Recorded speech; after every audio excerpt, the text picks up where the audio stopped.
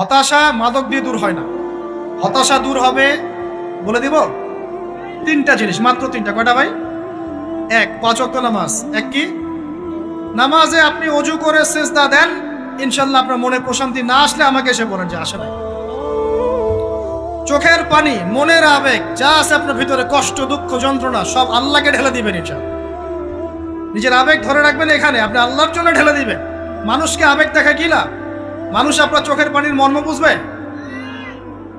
মানুষ কি মানুষের চোখের পানির মর্ম বুঝে? আপনার পিতা যদি মারা যায়, আমার কাছে এসে দোয়া চান কান্নাকাটি করে, আমি দোয়া করতে পারবো, কিন্তু আমি কিন্তু আপনার ফিলিংসটা বুঝতে পারবো না। আপনার অনুভূতি কে বুঝতে পারবেন?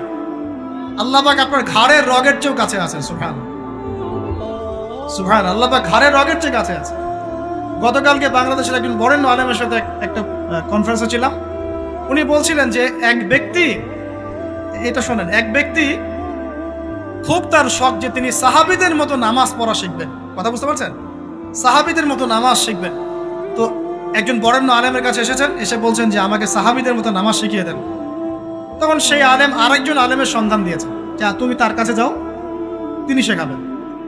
তো সেই ব্যক্তি একটু অবাক হয়েছেন, কারণ যাকে প্রশ্ন করেছিলেন তিনি অনেক বড় মুহাদ্দিস, আর যার কাছে পাঠানো হচ্ছে তিনি অত বড় মুহাদ্দিস নন, কিন্তু আবেদ, আমল করেন। তাকে গিয়ে বলছেন উনি আমাকে পাঠিয়েছেন সাহাবীওয়ালা নামাজ শিখিয়ে দেন। তখন তিনি বলছেন ঠিক আছে, সুন্দর করে ওযু করে আসো, সুন্দর করে ওযু করে আসো। ওযু করার সময় খালি খেয়াল রাখবা যে আমি ওযু করছি শুধু আল্লাহর সন্তুষ্টির জন্য। কি খেয়াল রাখবেন? ওযু করছি শুধু আল্লাহকে রাজি খুশি করার জন্য ওযু করছে, আর কোনো উদ্দেশ্য নয় আমার। ওযু করতে যাচ্ছে, তিনি আবার বলছেন দাঁড়াও, শুধু আল্লাহকে রাজি খুশি করার জন্য ওযু করো। আবার শুরু করছেন, আবার বলছেন শোনো, শুধু আল্লাহকে রাজি খুশি করার জন্য ওযু করো। এভাবে বলতেই আছেন, নামাজে দাঁড়িয়ে আছেন, দাঁড়ানোর আগে বলছেন শোনো, শুধু আল্লাহকে রাজি খুশি করার জন্য নামাজ পড়ো। বলতেই আছেন। এক পর্যায়ে সে ব্যক্তি নামাজ শুরু করলো, নামাজে মনোযোগ এদিক ওদিকে যায়, আর তার মাথায় এটা আসে, এই শুধু আল্লাহকে রাজি খুশি করার জন্য আমাকে নামাজ পড়তে হবে, শুধু আল্লাহকে রাজি খুশি করার জন্য নামাজ পড়তে হবে। এই চিন্তা তার মনের মধ্যে ঘুরপাক খাচ্ছে। এভাবে নামাজটা সে শেষ করেছে। শেষ করে চিন্তা করছে যে নামাজ তো পুরোপুরি মনোযোগ দিতে পারলাম না। বারবার মাথার মধ্যে এরকম চিন্তা আসছে, আল্লাহ আমাকে তুমি মাফ করে দাও, নামাজটা আমার মনে হলো না ঠিক মতো। তখন সে ফিরে এসে তার সে ওস্তাদকে বলছেন, আমার তো নামাজ এরকম করে পড়লাম, কিন্তু শেষমেশ মনে হলো যে নামাজটা হয়তো কবুল হয় নাই। আল্লাহর কাছে খুব মাফ চাইলাম, আল্লাহ আমাকে মাফ করে দাও, নামাজটা মনে হলো না। তখন সেই যে প্রথম ব্যক্তি যিনি পাঠিয়েছেন তিনি বলছেন, এটাই হলো সাহাবীওয়ালা নামাজ। তারা আল্লাহকে রাজি খুশি করার জন্য নামাজ পড়তেন, নামাজ শেষ করে আল্লাহর কাছে ইস্তেগফার করতেন, আল্লাহ কিছুই হলো না, কিছুই হলো। আমার কথা কি বুঝতে পারছেন? অতএব আল্লাহকে রাজি খুশি করার জন্য আপনি আপনার আবেগ, আপনার ইবাদত সব ফেলে দিবেন, অন্য কারো কাছে কিছু পাওয়ার আশা করুন। অতএব নামাজ আপনার মাদকের দিকে যাওয়া লাগবে না, নামাজই আপনার হতাশা দূর করে দেবে ইনশাআল্লাহ। 2 নাম্বার আমল হচ্ছে কোরআন তেলাওয়াত। যে ব্যক্তি কোরআন তেলাওয়াত করতে পারে নিয়মিত, তার মনের মধ্যে এই হতাশা, এই ভীরুতা, এই কাপুরুষতা কিচ্ছু আসবে না ইনশাআল্লাহ। আমি গ্যারান্টি দিচ্ছি আপনাকে, হতাশা আসবেই না আপনার মনে যদি আপনি কোরআন বুঝতে পারেন। কোরআনের একটা আয়াত নিয়ে কোনো সময় দেখা যায় 2-3 ঘন্টা সময় পার হয়ে যাচ্ছে, আয়াতটা ছেড়ে সামনে যেতে পারছি না। কোরআনের ভিতরে ঢুকলে আপনি দুনিয়ায় ভুলে যাবেন কি হচ্ছে আশপাশে। আমি এমন অনেক আলেমকে দেখেছি যে একটা বই, পাতলা একটা বই, আরবি বই নিয়ে পড়া শুরু করেছেন, যে ফজরের পরে জোহরের ওয়াক্ত হয়ে যাচ্ছে, বইটাই শেষ করতে পারেননি। বুঝতে পারবেন না? যখন আপনি ইলমের ভিতরে ঢুকে যাবেন, কোরআনের ভিতরে, হাদিসের ভিতরে, আপনার দুনিয়ার খেয়ালই নাই। একজন আলেম তিনি এক রাত্রে একটা বই লিখেছিলেন, ছোটি বই, এক রাত্রের মধ্যে। বলা হচ্ছে তার সম্পর্কে বলা হচ্ছে যে রাতের খাবার তাকে দেয়া হয়েছে, যে আপনি এটা খেয়ে নেন। তো খাবারটা পাশেই আছে, খাবারটা খাবো, এটা লিখে খাবারটা খাবো, এরকম তার চিন্তা ছিল। ফজর হয়ে গেছে, বই লেখাও শেষ, খাবার এই অবস্থায় পড়ে আছে, ডুবে গেছেন ভিতরে, খাওয়ার মাথায় খেয়াল নাই। এরকম হয়। একজন মনীষী, বিখ্যাত মনীষী, রিয়াদুস সালেহিন কিতাবের রাইটার, সংকলক আল্লামা নববী রাহিমাহুল্লাহ, এরকম সারা রাত চলে গেছে, পাশে 2টা খেজুর, ওই 2টা খেজুর খাওয়ারই সময় পান, হাদিস নিয়ে গবেষণা করতে রাত পার হয়ে গেছে। আমি বলতে চাচ্ছি, যখন ইলমের ভিতরে, কোরআন হাদিসের ভিতরে ঢুকে যাবেন, আপনার দুনিয়ার খেয়াল আপনার চলে যাবে ইনশাআল্লাহ। এই টেনশন, হতাশা, এই সেই বাদ। তখনই আল্লাহ পাক আপনাকে তার পক্ষ থেকে রহমত দিবেন, বরকত দিবেন, আল্লাহ আপনার দুনিয়ার কাজগুলো করে দিবেন ইনশাআল্লাহ। তখন দেখবেন কেউ আপনার দুনিয়ার ওই কাজটা করে দিয়েছে, কেউ ওই কাজটা করে দিয়েছে, কেউ বাসায় খাবার পাঠিয়ে দিয়েছে, আল্লাহ পাকই এগুলো করাই দিবেন ইনশাআল্লাহ। তো প্রিয় ভাইরা, মাদকে যাব না আল্লাহর কাছে আসবো? 2 নাম্বার কোরআন তেলাওয়াত, 3 নাম্বার আল্লাহর জিকির। 3 নাম্বার কি ভাই? আল্লাহর জিকির। চলতে ফিরতে সব সময় মুখ চলতে থাকবে, মুখ না চললেও মনে মনে মন তাজা থাকবে, মনে মনে জিকির হতে থাকবে। মনে মনে জিকির করতে পারেন? মুখ নড়বে না, কিন্তু মনে মনে আপনার একটা জিকির হতে থাকবে, সুবহানাল্লাহ ওয়া আলহামদুলিল্লাহ লা ইলাহা ইল্লাল্লাহ আল্লাহু আকবার। পারা যাবে? পারে। মানুষের মন কখনো চুপ করে থাকে না, কিন্তু মানুষের মন অলওয়েজ কিছু না কিছু চিন্তা করতেই থাকে, করতে থাকে না, যতক্ষণ না ঘুমায় মানুষ। তো প্রিয় ভাইরা, বেশি বেশি জিকির করবো, সুবহানাল্লাহ আলহামদুলিল্লাহ লা ইলাহা ইল্লাল্লাহ আল্লাহু আকবার লা হাওলা ওয়ালা কুওয়াতা ইল্লা বিল্লাহ, এগুলো চলতে থাকবে। আল্লাহ পাক তৌফিক দান করুন। আমরা আমাদের সমাজে যুবকদেরকে এরকম টিকটকে দেখছি, অনলাইনে আসক্ত দেখছি, জেনায় আসক্ত দেখছি, পর্নোগ্রাফিতে আসক্ত দেখছি। আমরা দেখছি আমাদের যুব সমাজকে মাদকে আসক্ত, কিশোর গ্যাংয়ে আসক্ত। এইগুলো কি আমাদের কাম্য ছিল ভাই? আমাদের কাম্য ছিল? এই অবস্থায় কি যুব সমাজ আল্লাহ পাকের দিনের পতাকা হাতে নিয়ে আল্লাহর জমিনে দিন কায়েম করতে পারবে কিনা, একটু আমাকে উত্তর দেন দেখি। এখন এই অবস্থায় পারবে? অতএব অবস্থার উন্নতি করতে হবে কিনা? উন্নতির জন্য রাজি আছি কিনা ইনশাআল্লাহ? আমরা চাই কি আল্লাহ পাকের দিনটা আল্লাহর জমিনে প্রতিষ্ঠা লাভ করুক, আল্লাহর দিন সবার ঘরে ঘরে পৌঁছে যাক, আল্লাহ পাকের দিনের যে সৌন্দর্য সবাই সেটাই, এই সৌরভটা সবাই পাক। আমরা চাই কিনা? সমাজে শান্তি প্রতিষ্ঠা হোক, আবার সেই রাসূলের মতো যুগ চলে আসুক, আমরা চাই কিনা? অতএব আমাদের সবাইকে যৌবনের এই প্রলোভনগুলো থেকে বেরিয়ে এসে আল্লাহ পাকের ইবাদতে আত্মনিয়োগ করতে হবে। আল্লাহ পাক আমাদের সবাইকে তৌফিক দান করুন, বলি আমিন। আমাদের সবাইকে আল্লাহ রাব্বুল আলামিন কুরআন এবং হাদিসের গভীর জ্ঞান অর্জন করার তৌফিক দান করুন, বেশি থেকে বেশি ইবাদত করার তৌফিক দান করুন। আল্লাহ পাক সবাইকে হারাম সমস্ত রিজিক থেকে বাঁচিয়ে রাখুন, জেনা, ব্যভিচার এবং নারীর ফিতনা, মাদক থেকে আল্লাহ বাঁচিয়ে রাখুন। আল্লাহ পাক আমাদের সবাইকে হালাল রিজিক, হালাল সম্পর্ক যথেষ্ট করে দিন। আল্লাহ পাক আমাদের সবাইকে যেন দিনের দাওয়াতের মেহনত করার তৌফিক দান করেন এবং আলেম ওলামার সাথে পরামর্শ করে দিন শেখার এবং বোঝার তৌফিক দান করেন। আর লেকচার শেষ করার আগে দুটো বিষয় বলে শেষ করছি, একটু মনোযোগ দিন। একটা হচ্ছে আমাদের যুবতী দিনী বোনদের জন্য, এখানে বোনরা আছেন না? আছেন কি না? দিনী বোনরা আছেন? একটা নসিহত দিনী বোনদের জন্য আমি একটা নসিহত করতে চাচ্ছি, একটা নসিহত। আমার এই একটা নসিহত একটু মন দিয়ে শুনুন প্রিয় দিনী বোন। রাসূলুল্লাহ সাল্লাল্লাহু আলাইহি ওয়াসাল্লাম আমাদের দিনী বোনদের জন্য জান্নাতে যাওয়ার একটা ফর্মুলা বলে দিয়েছেন। আমি কি বলবো সেটা? আচ্ছা, রাসূলুল্লাহ সাল্লাল্লাহু আলাইহি ওয়াসাল্লাম বলেছেন আমাদের দিনী বোনেরা, আমাদের মায়েরা, এই নারী জাতি মাত্র 4টা কাজ করলে জান্নাতের যে কোনো দরজা দিয়ে ইচ্ছা প্রবেশ করতে পারবে। খুশি হন নাই? কয়টা কাজ? মাত্র 4টা। 1, যদি আমাদের দিনী বোনেরা 5 ওয়াক্ত নামাজটা ওয়াক্ত মতো পড়ে, আল্লাহ পাক তৌফিক দান করুন, বলি আমিন। 2 নাম্বার, যদি তারা রমাদান মাসের রোজাটাকে ঠিক মতো আদায় করতে পারে। 1 নাম্বার 5 ওয়াক্ত নামাজ ঠিকঠাক আদায় করা, 2 নাম্বার রমজান মাসে সওম রাখা, 3 নাম্বার তাদের লজ্জাস্থানের হেফাজত করা, মানে শরঈ পর্দা মেনটেন করা, শরঈ পর্দা মেনটেন করা। এবং আমি বলে দেই, চেহারাটা আপনাদের পর্দার অন্তর্ভুক্ত। এটা নিয়ে অনেক বাকবিতণ্ডা হয় না সমাজে, চেহারা দেখানো যাবে কি যাবে না ইত্যাদি।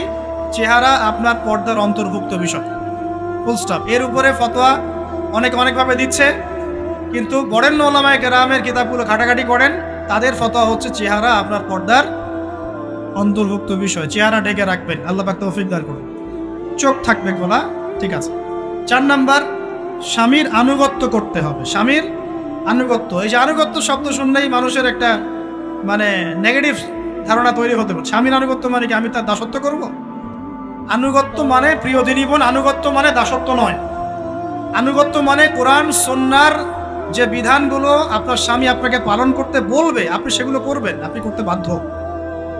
কিন্তু স্বামী যদি কোরআন সুন্নাহর বাইরে কিছু করতে বলে, সেটা মানতে আপনি বাধ্য নন। স্বামী যদি আপনাকে বলে যে সুদ খাও, এই সুদি এনজিওতে আসো, নাম লেখাও। স্বামী যদি আপনাকে বলে যে আসো বেপরদায় বাইরে যাই, সাজুগুজু করে বের হও, চলো ঘুরে আসো বেপরদায়। স্বামী যদি বলে দেবরকে একটু খাবারটা দিয়ে আসো, আমার অফিসের কলিগ আসছে, খাবার পরিবেশন করো, আসো ডাইনিংয়ে আসো। এই যে হারাম কাজ, বেপরদার আদেশ করছে, সুদের আদেশ করছে, আপনি সেগুলো পালন করবেন। কিন্তু হালাল বৈধ যে কোনো বিষয় আপনি স্বামীর আনুগত্য করবেন, এটা আপনার উপর ফরজ। এই 4টা কাজ যদি আপনি করতে পারেন, জান্নাতের যে কোনো দরজা দিয়ে ইচ্ছা আপনি প্রবেশ করতে পারবেন ইনশাআল্লাহ। আল্লাহ পাক আমাদের দিনী বন্ধুদেরকে এই 4টা কাজ করার তৌফিক দান করুন। আমাদের সবাইকে আল্লাহ পাক জান্নাতের জন্য কবুল করুন, বলি আমিন। আরেকটা বিষয় বলতে চাচ্ছিলাম, সেটা হলো ওই যে প্রথমে বলেছি যে সূরা ইউসুফের সেই সমাধানটা বলবো কি না? আচ্ছা, সূরা ইউসুফটা ইনশাআল্লাহ আমি আরেকদিন পুরো সূরাটা সংক্ষিপ্ত করে আলোচনা করব ইনশাআল্লাহ। যদি একটা লেকচারে সম্ভব হবে বলে মনে হচ্ছে না আমার কাছে, 2টা বা 3টা লেকচারে নিয়ে আসবো ইনশাআল্লাহ। তবে আজকে একটা চিস্ট খালি বলছি। ইউসুফ আলাইহিস সালামের জীবনটা খুবই ট্র্যাজেডিপূর্ণ। নবীর পরিবার থেকে ভাইদের শত্রুতায় ওই যে কূপে চলে গেলেন, কূপ থেকে চলে আসলেন মিশরের বাজারে, সেখান থেকে বিক্রি করে দেওয়া হলো তাকে, রাজা তাকে কিনে নিলেন, তারপরে সেখানে তিনি বড় হতে লাগলেন রাজপ্রাসাদে। তারপরে ওই যে রাজার কি স্ত্রী তাকে জেনার জন্য আহ্বান করেছিল, সেখান থেকে তিনি জেলখানায় চলে গেলেন, আবার জেলখানা থেকে আবার মিশরের খাদ্য মন্ত্রণালয়ের দায়িত্ব পেলেন, তারপরে তিনি মিশরের শাসকের দায়িত্ব পেয়ে গেছেন, তাই তো? আচ্ছা, এর মধ্যে একটা জায়গা খালি বলবো আজকে আপনাদের। টপিকটা কি দিবা তোমরা? টপিকটা হচ্ছে চলমান বৈশ্বিক অর্থনৈতিক সংকটে ইউসুফ আলাইহিস সালামের সমাধান। মনে থাকবে? চলমান এই বৈশ্বিক অর্থনৈতিক সংকটে ইউসুফ আলাইহিস সালামের সমাধান কি ছিল? ইউসুফ আলাইহিস সালাম জেলখানায়, কোথায় বলেন তো? জেলখানায়। তখন দুজন ব্যক্তি তাকে বলছে, ইউসুফ, আমরা দুজন দুটো স্বপ্ন দেখেছি, তুমি কি স্বপ্নের ব্যাখ্যা দিতে পারবে? আমরা তোমাকে সত্যবাদী বলে মনে করি। ইউসুফ আলাইহিস সালাম বলছেন, খাবার আসার আগেই তোমাদেরকে স্বপ্নের ব্যাখ্যা দিয়ে দেব। একজন বলছে, আমি দেখলাম আমার মাথায় রুটি রাখা আছে আর পাখি এসে রুটির থেকে খেয়ে ফেলছে। আমার কথা বুঝতে পারছেন কিনা ভাই? আচ্ছা, 2 নাম্বার, দ্বিতীয় ব্যক্তি বলছে, আমি দেখলাম আমি শরাব পান করাচ্ছি আমার মনিবকে। কথা বুঝতে পারছেন? এখন ইউসুফ আলাইহিস সালাম বলছেন, তুমি যে শরাব পান করাচ্ছ মনিবকে, তোমাকে অতি সত্বর মুক্তি দেওয়া হবে ইনশাআল্লাহ। আর যার মাথার উপর থেকে রুটি খেয়ে নেওয়া হচ্ছে তাকে শুলদণ্ড দেওয়া হবে, মৃত্যুদণ্ড দেওয়া হবে। কি বললেন? একজনকে দেওয়া হবে মৃত্যুদণ্ড, একজন কি হবে? ছাড়া পাবে। আর যাকে মনে হলো যে এই ছাড়া পাবে, ইউসুফ আলাইহিস সালাম বললেন, তুমি যখন ছাড়া পাবে তোমার মনিবের কাছে, মালিকের কাছে আমার কথা বলো, আমার কথা আলোচনা করো। কিন্তু শয়তান তাকে ভুলিয়ে দিল, সে আর কথা বলতে পারল। আরো কয়েক বছর চলে গেল, ইউসুফ আলাইহিস সালাম তখনও জেলেই আছে। একদিন এই রাজা স্বপ্ন দেখলেন। কি স্বপ্ন দেখলেন? যে 7টা পাতলা পাতলা গাভী, মোটা মোটা 7টা গাভীকে খেয়ে ফেলছে। 7টা কি গাভী? জীর্ণ শীর্ণ গাভী, 7টা মোটা তাজা গাভীকে খেয়ে ফেলছে। আর দেখলেন 7টা সবুজ শীষ বোঝেন কিনা? এই ধানের শীষ না, আবার সবুজ শীষ। আর দেখছেন এই যে শীষ মরে গেলে যেমন দেখায় না একটা রং, এরকম শীষ। এখন রাজা খুব চিন্তিত হয়ে পড়লেন যে আসলে এই স্বপ্নের কি ব্যাখ্যা। তিনি সবাইকে ডেকে বললেন, স্বপ্নের ব্যাখ্যা কি তোমরা জানো? তখন রাজ্য পরিষদের এই যে এমপি মন্ত্রী যারা আছে তারা বলছে, না, এটা কি স্বপ্ন, এটা একটা বাজে স্বপ্ন, উদ্ভট স্বপ্ন, আমরা এটার মানে জানি না। আমরা হলো তাই তো বলতাম নাকি ভাই? কিন্তু ওই ব্যক্তি স্মরণ হয়ে গেল যে ছাড়া পেয়েছে, আরে ইউসুফ তো স্বপ্নের ব্যাখ্যা দিতে পারে। দৌড়ে গেলেন তিনি জেলখানায়। ইউসুফ আইয়ুহা সিদ্দিক, হে সত্যবাদী নবী ইউসুফ, আমাকে কি এই স্বপ্নের ব্যাখ্যা বলতে পারবেন? 7টা জীর্ণ শীর্ণ গাভী 7টা মোটা তাজা গাভীকে খেয়ে ফেলছে। ইউসুফ আলাইহিস সালাম এই স্বপ্ন শুনে বললেন, ইউসুফ আলাইহিস সালাম শুধু স্বপ্নের ব্যাখ্যাই দিলেন না, বরং এই স্বপ্ন যে সত্য এটা তিনি বিশ্বাসও করলেন। এই স্বপ্ন একটা সমস্যাকে নির্দেশ করছে এটাও বুঝে ফেললেন, এই সমস্যার সমাধানও তিনি দিয়ে দিলেন। বলেন সুবহানাল্লাহ। আমার কথা বলছেন, ইউসুফ আলাইহিস সালাম স্বপ্নের ব্যাখ্যা দিচ্ছেন না, বরং স্বপ্নটা যে সত্য তিনি মেনে নিচ্ছেন এবং এই স্বপ্নের ফলে একটা সামনে খারাপ সময় আসতে যাচ্ছে এটা তিনি বিশ্বাস করছেন এবং এর সমাধান তিনি জাতিকে দিচ্ছেন। ইউসুফ আলাইহিস সালাম বলছেন, তোমাদের সামনে 7 বছর দুর্ভিক্ষ হবে। কি হবে বলেন? 7 বছর। সারা বিশ্বের অর্থনৈতিক প্রেক্ষাপট একটু বিবেচনা করেন তো, যে আমরা একটা খারাপ সময় টিকে যাচ্ছি না আস্তে আস্তে, এবং নীরব একটা দুর্ভিক্ষ সারা ওয়ার্ল্ডে চলছে না? করোনার সময় ছিল, ওই সময় একটা সমস্যা ছিল, ইউক্রেন রাশিয়ার ইস্যু ছিল, আরো অনেক ইস্যু আছে, শুধু এগুলো ইস্যু নয়, অপচয় ইস্যু আছে, দুর্নীতি ইস্যু আছে, জুলুম আছে, তারপরে যে পারমাণবিক ক্ষেত্রগুলো আছে, বড় বড় পরাশক্তিদের চাপ আছে, অনেক ব্যাপার আছে, রিজার্ভ কমে যাওয়া, অনেক বিষয় আছে। সারা বিশ্ব একটা অর্থনৈতিক মন্দা দেখছে কিনা? ইউসুফ আলাইহিস সালাম বলেন 7 বছর তোমাদের এখানে প্রচুর ফসল ফলবে। এটা 7টা সবুজ শীষ, প্রচুর ফসল ফলবে তোমাদের এই অঞ্চলের মধ্যে। তোমরা একটা কাজ করো, তোমরা ওই 7 বছরের ফসলের যতটুকু অংশ তোমাদের না খেলে নয়, অতটুকু দিয়ে তোমরা তোমাদের জনগণের চাহিদা পূরণ করো, আর বেশি অংশটাকে রিজার্ভ করে রেখে দিও। আমার কথা বুঝতে পারছেন?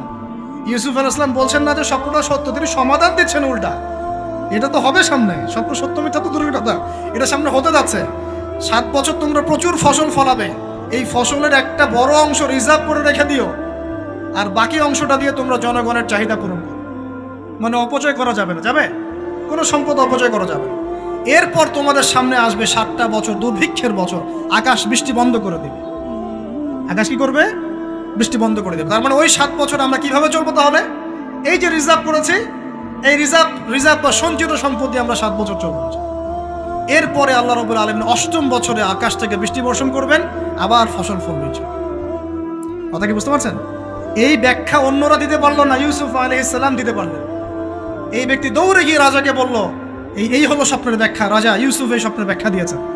রাজা কত বিচক্ষণ ছিলেন, রাজা সত্য মিথ্যা চিনতেন। তিনি বুঝতেন যে আসলেই সত্য কাকে বলে, মিথ্যা কাকে বলে। এই আমার এমপি মন্ত্রীরা শোনো, তোমরা কেউ সমাধান দিতে পারো নাই, ইউসুফ সমাধান দিয়েছে। ইউসুফকে আমার কাছে নিয়ে আসো, আমি তাকে আমার কাছে নিকটে আসন দিব, বলেন সুবহানাল্লাহ। এবার ইউসুফ আলাইহিস সালামকে ডেকে তিনি সম্মানিত করলেন, সম্মানিত করে বললেন যে কোন দায়িত্ব দিলে তুমি আমাদের এই রাজ্যটাকে বাঁচাতে পারবে এই দুর্ভিক্ষের হাত থেকে। ইউসুফ আলাইহিস সালাম নিজে বলছেন, আমি হচ্ছে বিশ্বস্ত মানুষ, আমি হচ্ছি রাজুলুন আমিন, আমি বিশ্বস্ত এবং আমি আস্থাভাজন। আমাকে আপনি খাদ্য মন্ত্রণালয়ের দায়িত্ব দেন, ইনশাআল্লাহ আমি এই প্রবলেমগুলো সলভ করবো ইনশাআল্লাহ। এরপর তাকে দায়িত্ব দেওয়া হলো খাদ্য মন্ত্রণালয়ের। 7 বছর তিনি এরকম পলিসি গ্রহণ করলেন। মিশরের লক্ষ লক্ষ মানুষ পরবর্তী 7 বছরের দুর্ভিক্ষ থেকে বেঁচে গেল। কোরআন তো মূল্যায়ন করি না আমরা, আর কোরআনের কথা যারা বলে ওদেরকেও মূল্যায়ন করি না। এই জন্য আমরা বলছি, বর্তমান চলমান অর্থনৈতিক সংকটের সবচেয়ে বড় বড় সমাধান হচ্ছে এক, ভাই জনগণ হই আর সরকার হই, কোনো সম্পদ অপচয় করা যাবে না। আমরা সম্পদ অপচয় করি না? আপনি ওযু করেছেন, আপনি 1 বালতি পানিতে ওযু করেছেন, ট্যাপ ছেড়েছেন, মসজিদের 1 বালতি পানি চলে গেছে, কেন পানি অপচয় করুন? আমাদের 5টা ফ্যানের দরকার নেই বাসায়, আপনি 5টা ফ্যান চালাচ্ছেন কেন? আপনি ঘর থেকে বের হলেন, ফ্যান চলছে, কেন চলছে? ঘর মুছেছেন, ফ্যান ছেড়ে দিয়েছেন, এই যে পাখা বাতাসে শুকাবে মাটি, কেন? এসি চালিয়েছেন, 24 ঘন্টা চালানোর কি দরকার? 2 ঘন্টা চালিয়ে বন্ধ করলে হয়। বিদ্যুতের ব্যাপার, গ্যাসের ব্যাপার, তেলের ব্যাপার, আমরা কি কম অপচয় করি মনে হচ্ছে আপনার কাছে? আমরা প্রচুর অপচয় করি। আর আমরা জনগণরা সাধু না, আমরা বেশি অপচয় করি। আমরা অপচয় করি না ভাই? প্রমাণ আপনি নিজের বাসায় পাবেন। পানির অপচয়, আপনার তেলের অপচয়, আপনার গ্যাসের অপচয়, আপনার বিদ্যুতের অপচয়, এগুলোর উপর কঠিন আইন করা দরকার। অপচয় করলে শাস্তি দিতে হবে, অপচয় করা যাবে না। অপচয় কমালে কি হবে? আমরা সম্পদ বেশি রিজার্ভ করতে পারবো।